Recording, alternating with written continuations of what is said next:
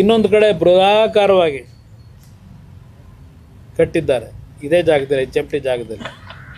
ಯಾವ ಕಾಲದಲ್ಲಿ ಇವೆಲ್ಲ ನಡೀತು ಈಶ್ವರ ಖಂಡ್ರೆ ಅವರೇ? ನೀವು ಹೇಳ್ತಕ್ಕಂಥ ರೀತಿಯಲ್ಲಿ ಇವೆಲ್ಲ ಅರಣ್ಯ ಇಲಾಖೆಗೆ ಸೇರಿದ್ರೆ ಆ ಬಿಲ್ಡಿಂಗ್ಗಳನ್ನೆಲ್ಲ ಏನು ಮಾಡ್ತೀರಿ? ಈಗ ಪರ್ಮಿಷನ್ ಕೊಟ್ಟಾರೆ ಯಾರು ಆ ಬಿಲ್ಡಿಂಗ್ ಕಟ್ಟಲಿಕ್ಕೆ? ಆ ಜಾಗ ಕೊಡಬೇಕಾದ್ರೆ ಯಾರ್ಯಾರ ಪಾಲಿದೆ? ವಿಶ್ವದರ್ಜೆ ಮಾಡ್ತಕ್ಕಂಥ ಮಹಾನ್ ನಾಯಕರು, ಅವ್ರ ಪಾಲು ಎಷ್ಟಿದೆ? ನೀವು ರಾಜ್ಯ ಕಟ್ಟೋರು,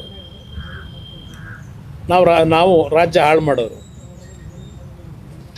ಇವತ್ತು ಈ ಕಾರ್ಖಾನೆಗೆ ಜೀವ ಕೊಡಬೇಕು ಅಂತ ಹೇಳಿ ಟೇಬಲ್ ಟು ಟೇಬಲ್ನಲ್ಲಿ ರಿಕ್ವೆಸ್ಟ್ ಮಾಡ್ತಾ ಇದ್ದೀನಿ.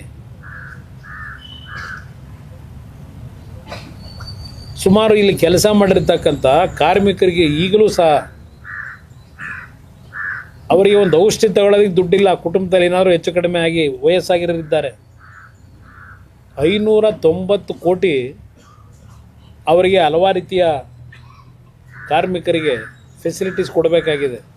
ಪೆನ್ಷನ್ನು, ಮಗದೊಂದು, ಅದು ಏನೇನಿದೆ, ಗ್ರ್ಯಾಚ್ಯುಯಿಟಿ, 590 ಕೋಟಿ ಅವ್ರಿಗೆ ಕೊಡಬೇಕು ದುಡ್ಡನ್ನ. ನಾನು ಮಂತ್ರಿ ಆದಮೇಲೆ ಪಾಪ ಅವರಲ್ಲಿ ಏನೋ ಒಂದು ನಂಬಿಕೆ, ಒಂದು ಅಂತಿಮವಾಗಿ ನಮ್ಮ ಜೀವನಕ್ಕೆ ಬದುಕನ್ನು ಕೊಡ್ತಾರೆ ಅಂತಕ್ಕಂಥ ಒಂದು ನಂಬಿಕೆ ಮೇಲಿದ್ದಾರೆ ಅವರು, ಆ ಕಾರ್ಮಿಕರು. ನಾನು ಎಲ್ಲ ಭಾಗದಲ್ಲೂ, ದೇಶದ 6 ಕಡೆ ಏನಿದೆ ಅಲ್ಲ ಎಲ್ಲ ಭಾಗದಲ್ಲೂ ಪ್ರವಾಸ ಮಾಡಿದ್ದೀನಿ. ಎಲ್ಲ ಭಾಗದಲ್ಲೂ ಒಂದು ಆಸೆ ಇಟ್ಕೊಂಡಿದ್ದಾರೆ. ಇವತ್ತು ನಾನು ಒಂದು ಹೊಸದಾಗಿ ನಮ್ಮ MHIನ ಅಧಿಕಾರಿಗಳೇನಿದ್ದಾರೆ, ಸೆಕ್ರೆಟರಿ ಅವರು ಮತ್ತು ಜಾಯಿಂಟ್ ಸೆಕ್ರೆಟರಿಗಳು, ಇವ್ರು ಯಾಕೆ ಡೆಲ್ಲಿಯಿಂದ ಬಂದಿದ್ದಾರೆ ಇವತ್ತು? ಇವರೊಬ್ಬರು ಜಾಯಿಂಟ್ ಸೆಕ್ರೆಟರಿ. ಇಲ್ಲಿರ್ತಕ್ಕಂಥ ವಾಸ್ತವಾಂಶಗಳನ್ನೆಲ್ಲ ಡೀಟೇಲ್ಸ್ ಸ್ಟಡಿ ಮಾಡಿ ಹೋಗಬೇಕು ಅಂತಲೇ ಕರೆಸಿದ್ದೆ. ಸೆಕ್ರೆಟರಿ ಅವ್ರಿಗೆ ಬರಲಿಕ್ಕೆ ಹೇಳಿದ್ದೆ, ಅವರು ಬೇರೆ ಕೆಲಸದ ಮೇಲೆ ಅವ್ರನ್ನ ಡೆಪ್ಯೂಟ್ ಮಾಡೋದು. ಇಲ್ಲಿ 3,000-3,500 ಎಕರೆ ಲ್ಯಾಂಡ್ ಇದೆ. ಇಲ್ಲಿ ಬರೀ ಇದ್ರದ್ದಲ್ಲ, ಕರ್ನಾಟಕದಲ್ಲ, ಕಾಲಾಮಸೂರಿ ಕೇರಳದಲ್ಲಿ ಅಲ್ಲಿ 350 ಎಕರೆ ಇದೆ. ಹೈದರಾಬಾದ್ ನಗರದಲ್ಲಿ 1,200 ಎಕರೆ ಇದೆ.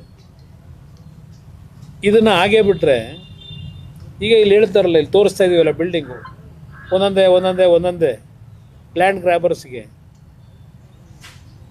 ಯಾವ ಥರ ಅನುಕೂಲ ಮಾಡಬೇಕು ಮಾಡ್ತಾರೆ.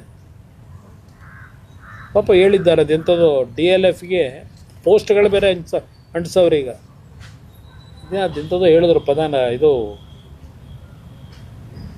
ರಿಯಲ್ ಎಸ್ಟೇಟ್ ಇದಕ್ಕೇನೋ ಹೇಳೋರು ಪದ, ಏನೋ ಪೋಸ್ಟ್ಗಳಿಗೆ ಅದೊಂದು ಶುರುವಾಗಿದೆ DLF ಬಗ್ಗೆ ಮಾತಾಡ್ತೀನಿ. ಈಗ ಬೇಡ, HMT ಸೇರೋದ್ರಿಂದ ಆ ಸಬ್ಜೆಕ್ಟ್ ಬೇಡ, ಮಾತಾಡೋಣ ಅಂತ. ಸರ್, ಈಗ ಅಂದ್ರೆ SM ಕೃಷ್ಣ CM ಆಗಿದ್ದಾಗ DK ಶಿವಕುಮಾರ್ ಇದೆಲ್ಲ 174 ಎಕರೆ ವಿಲೇವಾರಿ ಆಗಿರೋದು ಆ ಪೀರಿಯಡ್ನಲ್ಲಿ. ಈಗಿನ ಮುಖ್ಯಮಂತ್ರಿಗಳು ಆಗ UD ಮಿನಿಸ್ಟ್ರು ಈ ಮಹಾನುಭಾವರು. ಕೋಆಪರೇಟಿವ್ನಲ್ಲಿ ಮಂತ್ರಿ ಆಗಿದ್ದು ಸ್ವಲ್ಪ ದಿವಸ ಇದ್ದರು. ಆಗೇನು ಮಾಡೋರು, NTI ಸೊಸೈಟಿದು ಆಮೇಲೆ ಒಂದು ಸಲ ಚರ್ಚೆ ಮಾಡೋಣ. NTI ಸೊಸೈಟಿ ಕತೆ ಅದೊಂದು ದೊಡ್ಡ ಕತೆ ಇದೆ. ಅದು NTI ಸೊಸೈಟಿದು, ಸಹಕಾರಿ ಸೊಸೈಟಿ.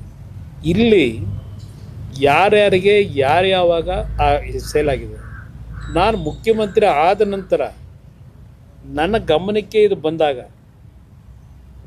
ನಾನು ಆದೇಶ ಮಾಡಿದೆ ಚೀಫ್ ಸೆಕ್ರೆಟರಿಗೆ, ಯಾವುದೇ ಕಾರಣಕ್ಕೂ HMTಯ ಭೂಮಿನ ಪರಭಾರೆ ಮಾಡೋದಾಗಲಿ, ರಿಜಿಸ್ಟ್ರೇಷನ್ ಯಾವುದೂ ಸಹ ಇನ್ನು ಮುಂದಿನ ದಿನಗಳಲ್ಲಿ ಮಾಡಬಾರ್ದು ಅಂತೇಳಿ ಆದೇಶ ಮಾಡಿದೆ.